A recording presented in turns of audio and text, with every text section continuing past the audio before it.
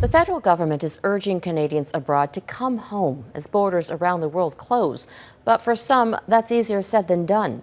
Our Europe Bureau Chief Gourmando reports on the roadblocks.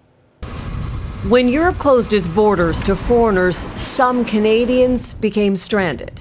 The streets are bare and empty, and we feel pretty desperate. Suki Faulkner and her husband were on their way out of Barcelona on March 3rd. While boarding a train, she fell and broke her hip. She had surgery but now needs an escort nurse and says she's been trying daily to get help from Global Affairs Canada. I'm still in some pain. I don't move well. I need to be at home. My husband needs to be at home. Canadians from all over the world are saying they need to be home. Social media is flooded with messages. The federal government is offering loans of up to $5,000 per person for flights and accommodations, but many are spending hours on hold or online trying to find an airline still flying or a hotel still taking guests. It's adding stress to the fatigue people are already feeling. This is our first trip to Europe ever, and we were supposed to stay through till the 31st. We met Tammie and Kevin Pollard in London. They booked a flight back to British Columbia for Wednesday after one airline canceled on them. They did make it to Heathrow with their daughter, but after security, this is what they faced: closed cafes and empty shelves. Definitely, we're looking forward to getting on the flight and at least getting to Toronto and then ultimately back to Vancouver. Stephen Rausch is on the other side. He's in Alberta trying to get his mom home from Morocco. Calls to the emergency helpline touted by Prime Minister Justin Trudeau go unanswered. Our offices are closed at the moment. Please call back later. We feel a little hopeless. We feel a little lost. People are scared. They want to be reunited with their loved ones, and they want to know that they're safe. Given the rapid spread of this virus and all of the shutdowns, that's just not a guarantee right now. Robin?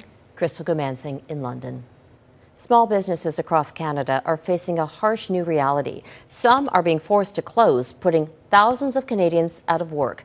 Jelowicki has a few of their stories. It's a busy morning at Old Montreal hotspot Olive in Gourmando. But the staff isn't preparing for an onslaught of customers. They're getting ready to close their doors, unsure if they'll ever reopen. For sure, it's very scary. The first question is like, are we gonna bankrupt? The company has 130 employees. Like so many hospitality groups across the country, Olive in Gourmando is facing a crisis. Laying off staff is the only option. We're very afraid about that. Like, what about like paying your electricity, your rent? So a lot of questions I think people are waiting for. Employees note finding new jobs is unlikely. We're going to apply for unemployment, and we're going to hope that can last us for a little bit. We're going to be very careful. We have a bit of savings, but yes, it's nerve-wracking. Canada's Federation of Independent Businesses applauds Ottawa's sweeping emergency measures, but the outlook remains dire. We have many members.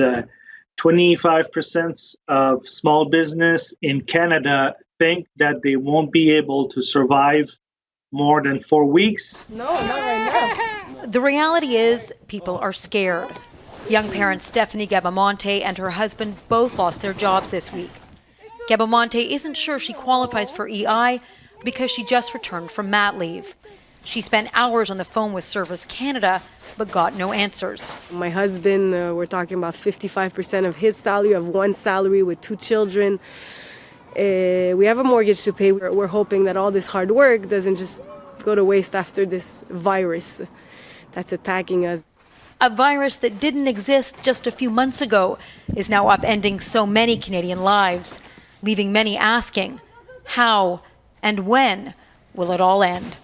Jelowicki, Global News, Montreal. We know you have lots of questions about this virus. Jeff will continue to consult with experts and try to answer them. So email your questions at globalnews.ca. On our website, you'll find a special page dedicated entirely to the new coronavirus. That's at globalnews.ca/coronavirus.